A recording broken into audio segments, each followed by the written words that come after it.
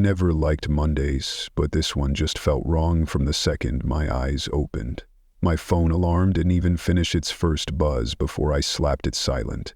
I could hear the trash truck outside, backing up, beeping like always, but it sounded muted, like it was 100 miles away. My dog Max wouldn't get out of his bed, even though he usually sits by the door, waiting for me to open it. That's the first thing I remember thinking. He knows something I don't. I ignored it. I always ignore the weird stuff until I can't. It was still dark when I went to the kitchen. The coffee maker didn't start, not because it was broken, but because I just stood there, staring at the machine, feeling like I'd already lived this day before. I tried to shake it off. I made instant instead. It tasted like dirty water, but I drank it anyway. Max finally came to me, tail tucked, eyes wide. He wouldn't leave my side. He's a 70-pound mutt who's scared of thunderstorms, but this was different. He acted like he was waiting for a bomb to go off. I turned on the TV. News was running one of those community health updates. Some reporter with a tie too tight talking about local flu clusters. They showed a hospital parking lot packed with ambulances. I changed the channel.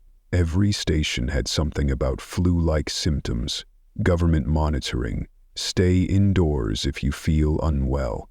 The camera panned past a military van parked outside the hospital. Nobody mentioned it, but it was just sitting there, engine running, nobody inside, nobody out. I'd seen those vans before, after hurricanes or riots, but never on a regular day in my town. On my way to work, I kept seeing people coughing, not like they had a cold, but like they couldn't breathe, like their throats were closing up. I saw a woman in scrubs wiping her face at the bus stop. She left a smudge of blood on her cheek and didn't even notice. The sidewalk had a trail of dark red drops. I almost stopped to ask if she was okay, but she kept walking, arms wrapped tight around her ribs. Everyone looked tired, angry, or just blank. I felt like I was moving in slow motion. Or maybe I was the only one actually awake. Work was a mess. I work IT at a small finance company in town, so people always call me when their computers break or their email won't send. But today, no one's computer was working. The phones kept dropping calls. My boss, Frank, yelled at me for an hour, but he was really just scared. I could see it in his eyes every time the line to his wife cut out. People stopped coming in by 10. By noon, half the office left. Frank finally said we could all go home, but not before reminding us to check the news and stay in touch. Right, as if anyone could. On the drive back, I passed that same military van. Now it was blocking an intersection, and two guys in masks were standing outside with rifles, not even trying to hide. People were turning their cars around. I didn't stop to ask questions. I just drove the long way, through side streets, past a neighbor's house where I saw a guy banging on his own front door, yelling for his wife to let him in. She wouldn't. She just watched from the window, hands shaking. I got home and locked the door behind me. I tried calling my sister Lila. She lives about an hour away, has 2 little kids, works as a nurse.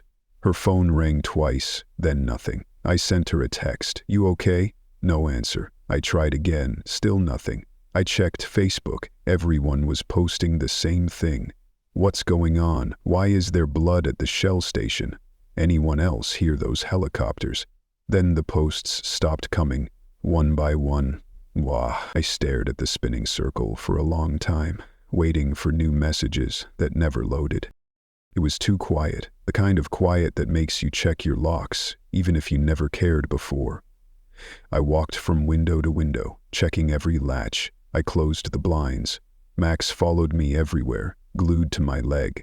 When I went to the kitchen, he sat between me and the back door, growling so low I barely heard him. I kept thinking, this isn't real. It's just the flu. But I knew it was more. The news kept repeating, remain indoors, do not approach anyone showing symptoms. The phone lines were jammed, texts failed. I could still see some emergency alerts flashing at the top of my screen, but I couldn't open them. My neighbor, Mr. Harlan, the guy who's always grilling steaks at weird hours, started yelling across the fence. "You see what's going on? You got any batteries? My radio's dead." He sounded angry, scared, and something else, desperate. I yelled back that I didn't, but I could see him peering through the slats, eyes darting, sweat running down his face. His wife wasn't with him. I didn't ask. I tried to keep busy. I checked the food in my pantry, counted the cans, tried to calculate how long I could last if things got worse. Max finally ate some food, but only after I stood next to him. Every creak of the house made me flinch. I thought about boarding up the windows, but it felt stupid. I'd never done that before, not even when a hurricane came through last year. But I found myself digging through the garage, looking for a hammer and some nails, just in case. Night fell early, or maybe it just felt like it. I turned off every light except the one in the hallway. I didn't want anyone thinking my house was empty, but I also didn't want to be seen. My phone buzzed one last time. "Emergency alert. Your house is the only safe room. Do not leave for any reason. Lock all doors and windows. Await further instructions." I stared at the message until the screen dimmed. I tried to reply, but the phone froze, then died. I plugged it in, but nothing happened. That was when I realized I might not ever leave this house again, and if I did, I wouldn't be the same. I sat down on the floor with Max, arms around him, waiting for a sound, any sound, to tell me what would happen next. I thought I'd be safe if I just stayed inside, followed the rules, and waited for all this to blow over. I wanted to believe it was just panic and rumor, the way people freak out before a blizzard or a hurricane. But around midnight, that hope ended for good. Max started barking, louder than I'd ever heard. He threw himself at the front door so hard I thought he'd break his own neck. I dragged him away, my heart in my throat, and I heard it. A scratching, slow, heavy, not like a branch or a raccoon, but like somebody trying to peel the paint off the wood with their bare hands. I froze, standing in the darkness, holding a flashlight that barely worked. The scratching grew louder, turned into pounding, then back to scratching again. I remembered what the alert said. Your house is the only safe room. But that didn't feel true when something was right outside, trying to get in. I pressed my face to the peephole. At first I saw nothing but the yard lit by the porch light, the swing swaying back and forth like somebody had just used it. Then I saw my neighbor, Mrs. Bennett, standing on my steps. Her robe was inside out, hair hanging in strings. Her hands were raw and bloody where she'd scraped at the door. Her face was twisted in a way I'd never seen, mouth hanging open, her eyes fixed straight ahead like she was watching something I couldn't see. I called her name through the door, my voice shaking, but she didn't blink, didn't even seem to hear me. She just pressed her face to the window, leaving a smear of blood behind. I stepped back, locked the deadbolt twice, and grabbed the nearest thing I could find, a heavy candlestick. She stood there for what felt like hours, banging and scratching, and then, suddenly, she was gone. I checked every window, peering through tiny cracks in the blinds. I could hear other noises now. Not just Mrs. Bennett, but more footsteps in the street, sometimes running, sometimes dragging. I heard someone screaming for help, their voice muffled, choked off quick. I wanted to help, but every time I even thought about opening the door, I remembered the alert. I pictured myself ending up like Mrs. Bennett. Lost. Empty. Not even myself anymore. That night, sleep didn't come. I spent it curled up on the couch with Max, clutching my phone, refreshing the emergency alert over and over. It never changed. When dawn finally came, I almost believed maybe the worst was over. But the world outside my window was wrecked. Cars parked at weird angles, some with doors left open, a bike lying in the middle of the street. I saw a body in a neighbor's yard, face down, still. I couldn't tell who it was. I tried the phone again, desperate to hear from Lila. Nothing. I even tried the landline, which hadn't worked in years. I sent messages to everyone in my contacts. Are you okay? Please answer. My phone battery hit 10%, then 7, then died, and wouldn't charge at all. That was the moment I knew I was truly cut off. Alone, except for Max and whatever was left of my neighborhood. Hours crawled by. I barely ate. The only water I could drink was what I had in bottles. I made lists in my head. Food, water, candles, batteries, anything that might keep us alive. I thought about what would happen if the power went out for good, if Max got sick, if I got sick. That was the first time I really started to panic, thinking about what I'd do if I got hurt or bit or whatever was happening to people out there. Then, late that afternoon, I heard glass shatter. Not inside my house, thank God, but across the street at the Turner's place. I grabbed the baseball bat from under my bed and crept to the window. I saw 2 people, at least they looked like people, crawling through the broken window. They didn't move right. It was like their bones were loose inside their bodies. One of them, I realized with a jolt, was Tom Turner, the teenager who always skateboarded past my house, always polite, always waving hello. His face was wrong. His eyes were flat, dead, and his jaw hung slack as he dragged himself through the glass. The woman with him, his mom, was missing half her scalp, blood running down her neck.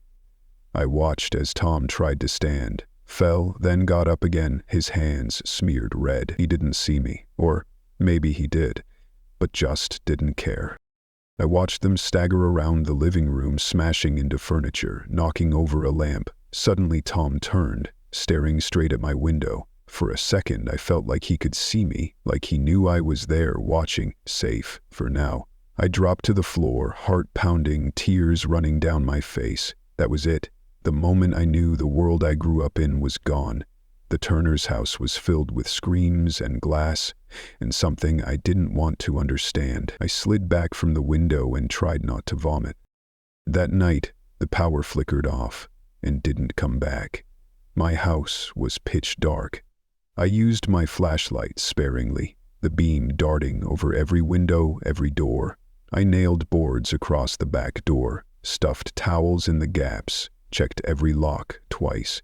I texted Lila again, just in case. Nothing.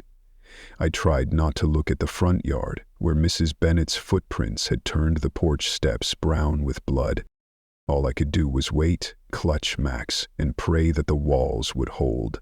I kept telling myself that as long as I didn't leave, as long as I didn't open the door, maybe I'd be okay. But deep down, I knew it was only a matter of time before the dead came to remind me. Your house is the only safe room. Don't forget it. By the 3rd day, I stopped pretending I was waiting for help. The rules had changed. I wasn't thinking about rescue anymore, just survival, and maybe not even that. Just holding on to whatever pieces of myself were left. My house felt smaller by the hour, the safe room shrinking every time I hammered another board in place or blocked another draft. I spent all day pacing the floors, checking the doors, listening. Max barely barked now. He'd gone silent and strange, trailing me from room to room, his ribs showing more each day, just like mine. That morning, I heard pounding at the back door. Not the frantic scratching from before, but a steady, angry hammering. Someone yelling my name. I froze, holding the bat in my hand, my fingers shaking so bad I almost dropped it. It was Mr. Harlan from next door, his voice rough, almost normal. Please, man, let me in. Please, you know me, I got nowhere else. I almost opened the door. I really did. Mr. Harlan wasn't family, but we'd shared beers on his porch, grilled steaks, complained about the HOA. I stared through the peephole and saw him, sweating, bleeding from his hand, eyes wild. I'm not sick, he kept saying. You gotta let me in. You know me. But there was someone behind him, a woman, or what used to be a woman. Face slack, jaw lolling, dried blood around her mouth. She grabbed his shoulder. He screamed and shoved her away, but she didn't even flinch. She just started pounding too, with both fists making a sound that didn't stop. I stepped back, sweating, heart pounding. I knew if I opened the door, she'd be inside before I could blink. But Mr. Harlan, he looked right at me through the crack, begging. Just for a minute. Just a minute, man. Please. I almost did it. I almost unlocked the deadbolt. But I didn't. I'm not proud of it, but I stood there, whispering, "I'm sorry," as he screamed and pounded, and the thing behind him dragged him down the steps. I closed my eyes and listened as his screams turned into something I can't even describe. Max whined and tried to hide under the table. I just slumped to the floor, numb. That was the first time I felt something break inside me. The house didn't feel safe anymore. It felt like a trap. The food was running low. The water was almost gone. My phone was a dead weight. I went from window to window, trying to spot any sign of Lila. I even screamed her name into the yard once, desperate, not caring who heard. There was nothing but wind and the far-off sound of sirens that never seemed to get closer. Later that night, I smelled smoke. I crawled to the back bedroom and peeked through the boards. Across the street, the Turner's house was on fire. The orange glow lit up the whole block. Shadows moved inside. Maybe the Turners, maybe something else. I watched as shapes banged at the windows, their hands slamming against the glass until it shattered, then stumbling out into the yard, trailing flames. For a second, I thought about running over there, trying to help, but I knew I wouldn't make it 5 steps. I watched as the fire spread to the roof, the whole house collapsing in on itself, the smell of burning flesh and plastic rolling over the neighborhood. I heard someone scream, "Don't leave me!" But I never saw who. I stayed hidden, holding Max, tears streaming down my face, feeling like a coward but still alive. The next day, everything was different. The fire burned itself out, leaving only a black shell where the Turner's house had been. I realized I was bleeding from a cut on my hand, probably from boarding up the windows. I tried to clean it, but the water pressure was gone. I poured bottled water over it, used a t-shirt as a bandage. I kept thinking about infection, not the zombie kind, but the real kind. The kind that could kill you slow, alone, in a boarded-up house. The air outside changed. I heard less screaming, but more of those awful, dragging footsteps. Sometimes I'd see faces at the window, pressing up against the glass, smearing blood. Sometimes it was people I recognized, old Mrs. Bennett or Tom Turner, or someone I thought I knew but couldn't remember their name. Sometimes it was strangers. Once I saw a little kid, maybe 5 or 6, dragging a doll behind her, face smeared with dirt and blood. Eyes blank, he stared at my house for a long time, then walked away, leaving the doll in my yard. By now, I knew the only rule. Don't open the door. Don't let anyone in. Don't leave no matter what you see. But the longer I stayed, the more I felt like the real danger wasn't outside anymore. It was inside. It was the hunger, the fear, the guilt. I started having arguments with myself, crazy, loud, desperate arguments, about whether it would be better to take my chances out there or just stay and starve and maybe go crazy. That's when Max got sick. He started vomiting, wouldn't eat, barely moved. I tried everything, but there was nothing left. I sat on the floor with him, crying, promising him we'd get out, that we'd find food, water, people. He just looked at me with those big, sad eyes, and I knew he didn't believe me anymore. I barely believed it myself. By the end, I wasn't the same person who locked the door on the first night.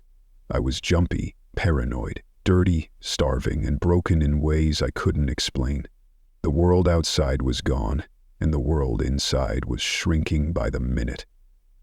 I thought about leaving, but every time I put my hand on the doorknob, I remembered the alert, "Your house is the only safe room." The words echoed in my head, over and over, until I started to wonder if maybe they weren't a warning anymore. Maybe they were a curse. I knew one thing for sure. If I stayed much longer, I wouldn't be me at all.